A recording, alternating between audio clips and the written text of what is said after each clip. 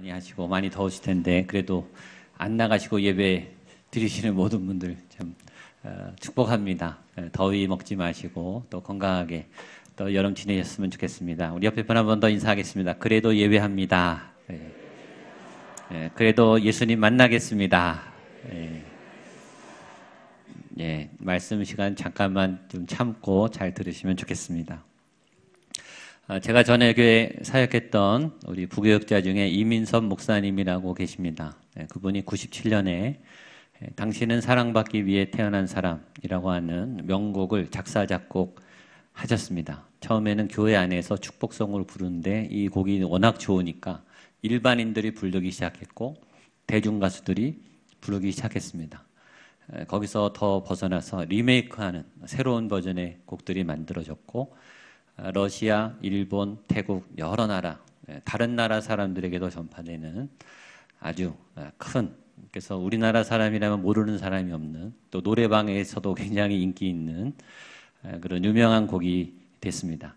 사전에도 있더라고요. 사전에도 한국에 있는 대표적인 축복의 노래 이렇게 나왔더라고요.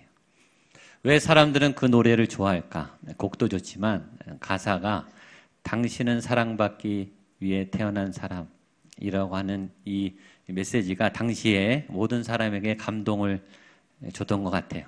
당신이 사랑받을 수 있다. 사랑받을 만큼 가치 있다. 당신은 사랑받을 만큼 예쁘다. 이런 격려와 소망이 참 우리에게 큰 위로가 되는 것 같아요. 지금도 이 찬양을 할 때는 감동이 있습니다. 여러분들이 사랑받을 만한 하나님의 사람인 줄로 믿습니다. 한 번만 더 덥지만 옆에 분에게 사랑받을 만한 분이십니다. 참 예쁘십니다. 근데 사랑을 받는 분은 좋은데 사랑하는 분은 좀 힘듭니다. 좋은 집에서 가족들이 잘 살면 좋은데 그 집을 마련하는 아버지 어머니는 등골이 휩니다. 주는 사랑이 있고 받는 사랑이 있어요. 받는 사랑은 좋고 혜택을 누리는데 주는 분들은 사실 좋지만은 않아요. 많은 고통이 있습니다. 희생이 있어요. 자녀들을 뒷바라지하기 위해서 학교를 보내고 학원을 보내고 과외 선생님을 붙이고 대학을 보내고 대학원을 보내고 어떤 분은 유학까지 보냅니다. 유학 가면 좋죠. 그 기회는 얼마나 좋습니까? 근데 그 뒷바라지하는 거는 굉장히 힘든 거예요. 사랑을 받는 입장과 주는 입장은 이게 다릅니다. 하나님이 우리를 사랑하신다. 하나님은 사랑이시다. 우리가 하나님의 사랑 시리즈를 배우면서 하나님이 우리를 사랑하신다라는 생각을 할 때 그냥 받아서 좋고 기쁘고 이건 어린아이 같은 수준이죠. 하나님이 이 사랑을 하기까지 얼마나 힘드셨을까? 하나님은 무엇을 참고 계시는가? 하나님은 무엇을 도대체 희생하시면서 나를 사랑하시는가? 그걸 알아야 철이 든 신앙인이죠. 물론 그 사랑은 주는 사랑도 행복해요. 줄 수 있는 사랑은 또 얼마나 아름다운데 더 수준이 높은 사랑이죠. 줄 수 있는 사랑, 주고 싶은 사랑도 행복한 사랑이지만 그러나 그런 사랑은 고통이 따릅니다. 피를 요구해요. 값비싼 대가가 있을 때 줄 수 있는 거예요. 우리가 하나님의 사랑을 배운다. 하나님의 사랑을 받고 싶다 라고 할 때 주는 분의 마음도 여러분 이해하시면 좋겠습니다. 우리가 고린도전서 13장 그 유명한 사랑장을 계속 공부하고 있는데 지난주는 이 고린도전서 13장 안에는 15가지의 사랑의 정의가 나옵니다. 사랑은 오래 참고부터 시작해서 15가지가 나옵니다. 근데 지난주에 우리가 배운 사랑은 사랑이란 하지 않는 것이다. 사랑의 힘으로 하지 않게 되는 것이 하나님의 사랑이다 라는 걸 배웠습니다. 사랑하면 무례하지 않고 자기 유익을 구하지 않고 성내지 않고 악한 것을 생각지 않고 불의를 기뻐하지 않고 사랑하면 안 하게 되는 거예요. 내 안에 부정적인, 내 안에 분노에, 내 안에 악한, 내 안에 열등감과 내 안에 부정적인 절망들이 끊어지는, 하지 않게 되는 그 힘, 그것이 하나님의 사랑의 아주 강력한 것이라는 거죠. 하지 않는 사랑. 오래전에 상영됐던 이보다 더 좋을 수 없다라고 하는 유명한 영화가 있습니다. 이보다 더 좋을 수 없다. 아마 아실 거예요. 여기에 나오는 굉장히 지금도 많은 분들이 기억하는 남자 주인공 잭 니콜슨이 연기한 명대사가 있습니다. 한번 비춰주십시오. 같이 한번 읽어볼까요? 시작. 당신은 내가 더 좋은 남자가 되고 싶게 만들어요. 문맥이 이해가 되시죠? 한 번만 더 읽겠습니다. 시작. 당신은 내가 더 좋은 남자가 되고 싶게 만들어요. 이 영화의 주인공 잭 니콜슨은 결벽증 환자입니다. 그리고 심한 강박증 환자예요. 항상 자기 자리를 침범하는 것을 용서를 안 해요. 누군가 자기 자리를 더럽히는 것을 용서를 안 해요. 제가 늘 가는 식당에 자기 자리가 있어요. 근데 거기를 누가 앉든지 더럽히면은 모욕을 주고 경멸하면서 쫓아버려요. 그 식당은 이 사람만 나타나면 공포가 되는 거예요. 휘젓고 다니고 굉장히 폭력적이고 난폭하고 굉장히 싸나운 이기적인 사람이에요. 근데 이 사람이 그 식당에서 아주 아리따운 웨이트리스 여인과 사랑에 빠져요. 그러면서 이 사람이 사랑하면서 치유가 되는 거예요. 그러면서 고백하는 게 이 말이에요. 당신은 내가 더 좋은 남자가 되게 나를 만들고 있다. 당신이 나를 치료하고 있다. 당신을 사랑하면서 내가 악한 짓을 안 하게 되고 있다. 사랑은 하지 않게 되는 강력한 힘이에요. 내 안에 내가 멈출 수 없는 어둠을 향하는, 절망을 향하는, 분노를 향하는, 열등감을 향하는 치밀어 오르는 어둠의 권세를 하나님의 사랑은 꺾을 수 있습니다. 하지 않을 수 있는 사랑. 저는 이 사랑이 여러분에게도 부어지게 되기를 축복합니다. 근데 오늘은 어떤 사랑이냐면 반대, 하는 사랑, 할 수 있는 사랑, 해보는 사랑. 내가 할 수 없었는데 할 수 있을 거라고 상상도 못했는데 하게 되는, 할 수 있는, 그리고 해내는 좋은 사랑이에요. 가끔 교회나 이 외부에 사별하시는 갑작스러운 사고로 남편을 사별하게 되는 가정들을 만나게 돼요. 근데 사별하게 되면 그 어머니들이 다시 생활전선에 나갑니다. 자녀를 양육하고 가사 일을 하다가 이제는 현장에 나가서 10년, 15년, 20년 전에 나갔던 직장 생활을 하러 나가는 거예요. 막막하죠. 앞길이 캄캄해요. 너무 무서워요. 근데 그 어머니들은 합니다. 자녀를 사랑하기 때문이죠. 이 생업을 이어가야 하기 때문에 할 수 없었지만, 못한다고 생각했지만 이를 악물고 그 현장에 나가서 하는 거예요. 사랑하면 하게 되는 거예요. 내가 못하겠다고 생각했던, 내게 불가능이라고 생각했던 모든 것들이 사랑하는 사람을 사랑하면서 하기 시작하는 거예요. 이 할 수 있는 사랑도 굉장히 중요합니다. 오늘 여러분들이 이 성경 안에 있는 이 할 수 있는 하나님의 사랑을 하게 되기를 주님의 이름으로 축복합니다.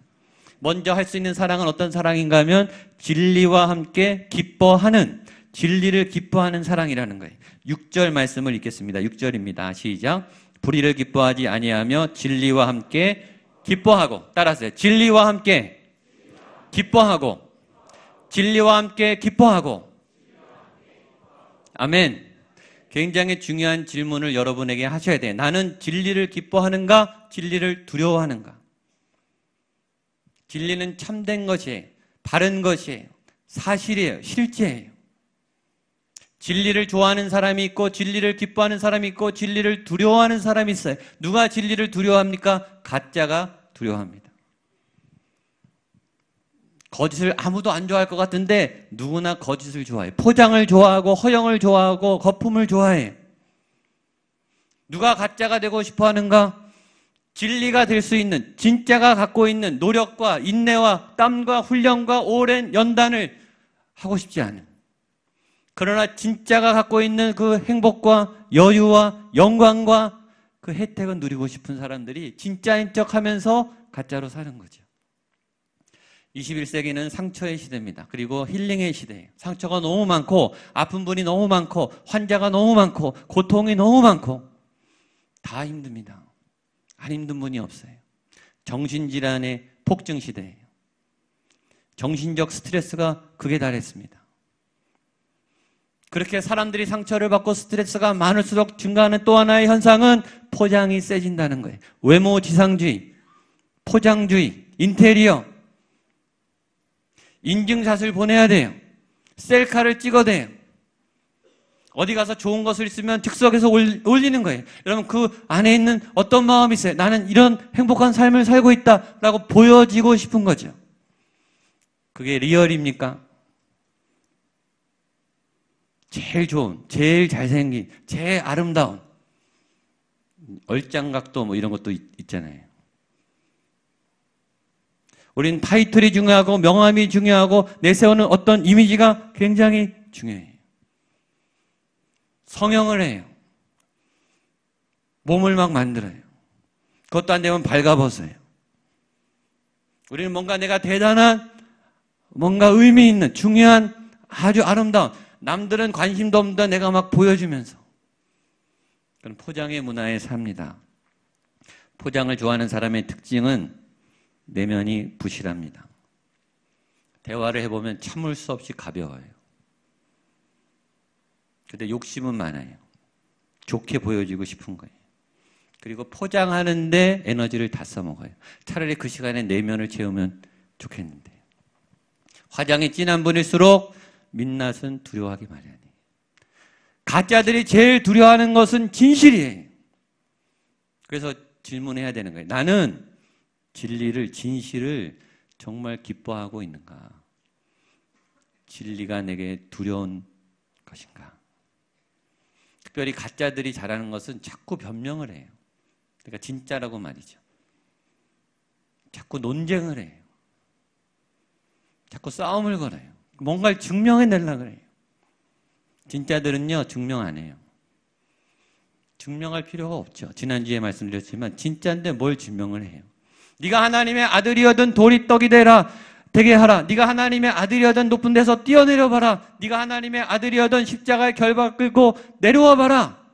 그렇게 부추겨도 예수님은 꿈쩍도 안 해요. 대꾸도 안 해요. 대답할 가치도 없는 질문이에요. 흥분하지 않아요. 우리는 흥분해요. 왜냐하면 가짜가 탄로날까 봐 흥분하는 거예요. 진짜들은요, 요동하지 않아요. 여러분, 예수님이 성경에서 비굴한 거 보셨습니까? 단 한 번도 비굴하지 않으세요. 그분은 언제나 당당하세요. 그분은 진리이세요. 그래서 우리가 예수님을 만나고 은혜를 받으면 우리도 진실해지는 거예요. 그래서 은혜 받은 분들은 간증을 하는데 자기 상처를 내놓아요. 나는 패륜하였습니다. 나는 거짓말장이었습니다.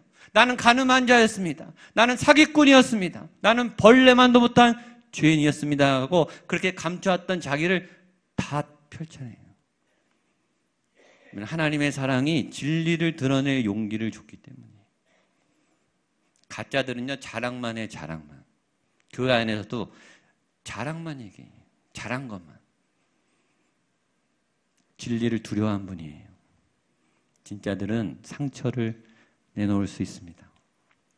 왜냐하면 그 다음에 사랑이 있기 때문에 모든 것을 참는, 우리 7절 말씀을 보겠습니다. 시작. 모든 것을 참으며 모든 것을 믿으며 모든 것을 바라며 모든 것을 견디느니라. 모든 것을 참으며 또 나왔습니다. 사랑은 오래 참고 처음에 나왔는데 또 나왔어요. 그런데 이 사랑은 좀 다른 거예요. 다른 원어나 다른 성경은 이렇게 되어 있습니다. 이 사랑은 모든 것을 덮어주며 이렇게 되어 있습니다. 수용하는 사랑이 단점을, 약점을, 취약한 것을 고발하는 게 아니라 덮어주는 거예요. 덮어주는 사랑. 반대는 지적하는 사랑이죠. 단점을 드러내는, 우리가 잘 아는 지적의 은사, 고발의 은사, 헐뜯는 은사, 모함하는 은사, 없는 것도 막 헛소문을 퍼뜨려요. 근데 놀라운 것은 그 고발을 사랑의 이름으로 한다는 거예요. 내가 너를 사랑하기 때문에 너를 고쳐야 되기 때문에 너를 헤집어 놓을 거야. 난도질을 해대지 않습니까? 사랑한다고 말하면서 끊임없이 고발하고 끊임없이 발가벗기고 끊임없이 짓이겨놔요. 사랑의 이름으로 말이죠. 위기의 부부들은, 위기의 가정은 서로 지적하기 바쁘고 고발하기 바빠요. 위기의 교회는 고발하기 바빠요. 없는 소문까지 내요. 작은 문제도 크게 부풀려요. 작은 문제 하나를 넘어가지 못해요. 건강한 교회는 큰 문제도 그냥 덮여요. 잡소리가 안 나요. 시끄럽지가 않아요. 여러분, 누구든지 단점이 있죠.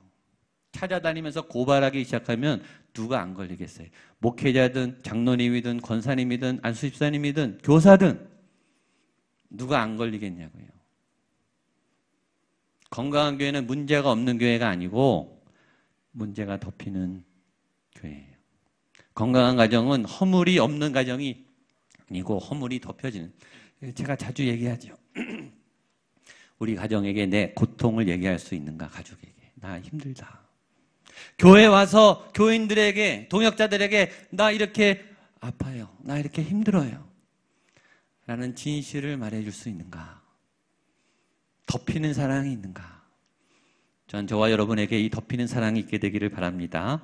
또 하나 사랑은 모든 것을 믿는 것이라고 했습니다. 모든 것을 참으며 모든 것을 믿으며. 우리도 믿죠. 믿으나 우리의 믿음은 모든 것을 믿지 않는다는 거예요. 믿지만 몇 개는 못 믿어요. 믿지만 몇 개는 제껴놨어요. 다 믿을 수는 없어요. 왜냐하면 우리가 하도 속아왔기 때문에 긴장 안 하면 당하죠 또. 기독교 작가 조이스 마이어가 이런 말을 했습니다. 믿는다는 것은 믿지 않는 것보다 훨씬 더 간단한 일입니다. 믿는 게 더 쉽다는 거예요. 믿지 않는 게 더 힘들고 고통스럽다는 거죠. 그러면서 말했어요. 조간신문을 한번 보십시오. 아침 뉴스를 보십시오. 전 세계 밤사이에 난리가 났어요. 어느 나라는 전쟁을 하고 있고, 어느 나라는 전염병이 있고, 어느 나라는 지진이 났고, 어느 나라는 자연재해가 있어요. 교통사고가 났고, 난폭운전이 있고, 아이들은 유괴를 당하고 전염병이 돌고 있고, 경제는 항상 불안하고, 나라의 전국은 흔들리고, 불안해서 살 수가 없어요. 아이들을 학교에 보낼 수가 없어요. 사고가 나서 운전을 하기가 어려워요. 모든 것이 믿는 것이죠. 결혼은 믿음으로 하는 거예요. 알면은 결혼 못 한다고 했습니다. 그 사람을 다 아는데 어떻게 결혼합니까? 아이를 낳는 거는 믿음이죠. 믿음으로 낳는 거예요. 잠을 자는 것도 믿음이고, 밥을 먹는 것도 믿음이고, 음식점에 가서 그 주방장에 뭘 넣는지 알고 먹습니까? 처음 보는 택시 운전사가 어떤 사람인 줄 알고 택시를 탑니까? 아무도 믿을 수 없죠. 여러분, 믿음은 믿을 수 있어서 믿는 게 믿음이 아니에요. 확인하고 믿는 건 그게 무슨 믿음이에요? 믿을 수 없는데, 믿어지지 않는데 믿는 게 믿음이죠. 믿을 수 있다는 증거는 없어요. 그러나 믿어지는 거예요. 모든 것을 믿을 수 있는 거. 하나님의 사랑이 오면 믿어지게 되는 거죠. 마지막 하나님의 사랑은 모든 것을 바라고 모든 것을 견디는 하는 사랑입니다. 7절 말씀 마지막으로 읽겠습니다. 시작. 모든 것을 참으며 모든 것을 믿으며 모든 것을 견디느니라. 마지막에 모든 것을 바라며 모든 것을 견디느니라. 한번 따라 하시죠. 모든 것을 바라고 모든 것을 견디느니라. 모든 것을 바라고 모든 것을 견디느니라. 저는 이 사랑을 포기하지 않는 사랑이라고 제목을 붙였어요. 소망의 사랑, 끝까지 기다리는, 끝까지 포기하지 않는, 절망에 역행하는, 절망을 맞서 싸우는 소망의 사랑, 포기하지 않는 사랑. 어떤 사람은 포기가 되고 어떤 사람은 포기가 안 돼요. 사랑하면 포기가 안 돼요. 저는 이 부분을 설교할 때가 제일 힘들어요. 이 사례를 얘기할 때가 제일 고통스럽습니다. 1부, 2부 다 울었어요. 눈물이 나요. 한 어머니의 모습을 봤기 때문입니다. 제가 목회 20년이 넘도록 하면서 몇 가지 고통스러운 장례식이 있었어요. 저도 아는 굉장히 예쁜 대학생, 믿음이 얼마나 좋은지, 선교사보다 좋고 교육자보다 더 좋아요. 믿음이. 대학생, 여학생인데 얼굴도 예쁘고 머리도 똑똑하고 유학 가서 아이비리그 굉장히 똑똑한 대학생이었습니다. 부모님 믿음도 굉장히 좋아요. 굉장히 신실한 교회 안수집사님이셨어요. 부부 다. 근데 한국에 와서 놀러 왔다가 사고가 나서 죽은 거예요. 그 장례식을 하러 갔죠. 외동딸입니다. 저도 설교가 나오지 않아요. 도대체 왜 하나님 이렇게 귀한 인재를 전 세계에 나가서 하나님의 사람으로 설 수 있는 당신의 믿음의 딸을 이 좋은 믿음의 가정에서 이렇게 빨리 뺏어가신 이유는 뭡니까? 저도 설교를 못하겠어요. 하객들은요, 고개를 들 수 없어요. 예배를 드리는데 부모님은요, 거의 실신 상태예요. 예배를 드리는지 교육자가 왔는지 의식도 없어요. 눈을 떴는데 제정신이 아니에요. 그 다음날 입관 예배를 갔습니다. 딸의 시신이 앞에 있죠. 어머니는 옆에서 널브러져 있었어요. 근데 마지막 부분에 어머니가 갑자기 벌떡 일어났어요. 십자가를 손에 들고 언제 준비했는지. 그리고 예배 중간을 깨면서 그 딸의 시신을 향해서 그렇게 말했어요. 나사렛 예수 이름으로 명하노니 내 딸아 살아나라. 나사렛 예수 이름으로 명하노니 내 딸아 살아나라. 가족들이 말렸어요. 그러나 이 어머니가 멈추지 않았어요. 부활 생명 되신 나사렛 예수 이름으로 명하노니 죽어있는 내 딸아 살아나라. 딸은 살아나지 않았어요. 그 다음날 학원 예배를 드렸어요. 관을 묶고 이제 취토를 해야 돼요. 흙을 담기 전에. 마지막 인사라고 하는 그 자리에 이 어머니가 또 십자가를 들고 나타났어요. 그리고 그 관을 향해서 절박하게 외쳤어요. 나사렛 예수 그리스도 이름으로 명하노니 사랑하는 내 딸아, 보고 싶은 내 딸아, 제발 살아나라. 살아나라. 살아나라. 장례가 진행될 수가 없었어요. 모두가 통곡과 눈물의 바다였어요. 저는 10년 전 사건인데도 지금 생생해요. 그리고 저는 거기서 놀라운 사랑 하나를 배웠죠. 아, 어머니의 사랑은 포기하지 않는 거구나. 다 죽었다고 얘기해도 어머니의 사랑은, 딸을 향한 이 소망의 사랑은 결코 포기되지 않는구나. 어쩌다 가끔 요새 부모님을 만납니다. 아직도 포기하지 않았어요.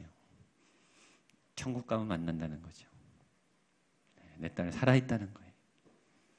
천국 가면 그 딸을 만나리라. 그 어머니는 절대 포기하지 않아요. 근데 그것이 하나님의 사랑이라는 거예요. 그 사랑이 시편에 있습니다. 시편 139편 7절 8절입니다. 같이 한번 읽어보겠습니다. 시편 130 시작. 내가 주의 신을 떠나 어디로 가며 주의 앞에서 어디로 피하리까? 내가 하늘에 올라갈지라도 거기 계시며 음부에 내 자리를 펼지라도 거기 계시나이다. 하나님의 사랑은 얼마나 센지 죽어도 죽음을 따라가서 지옥에 내려가도 음부에 가도 음부까지 쫓아가서 내가 너를 반드시 살려낼 거야. 내가 너를 끝까지 추적해서 반드시 건져낼 거야.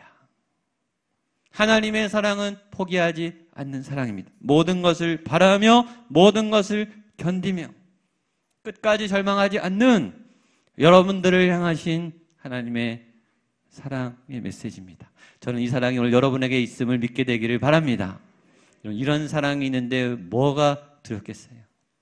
이런 사랑을 받을 수 있다면 얼마나 행복한 사람들입니까? 이런 사랑을 받은 사람들은 이런 사랑을 할 수 있는 거죠. 저와 여러분들이 이런 놀라운 하나님의 사랑을 경험하는, 하는 사랑, 할 수 있는 사랑, 하게 되는 사랑 누리게 되기를 주님의 이름으로 축복합니다. 아멘. 같이 한번 기도하겠습니다. 하나님 아버지, 우리는 부족한 사랑을 합니다. 다 믿을 수 없는 사랑을 합니다. 진리를 두려워하는 사랑을 합니다. 그러나 하나님, 진리를 기뻐하며 모든 것을 믿으며 모든 것을 바라며 모든 것을 견딜 수 있는 하나님의 그 놀라운 사랑, 지금 우리에게 남아있음을 믿습니다. 주님, 우리도 이 사랑 할 수 있도록 하나님의 사랑을 부어주시옵소서. 예수님의 이름으로 기도하옵나이다. 아멘. 일어나셔서 나주님의 기쁨 되기 원하네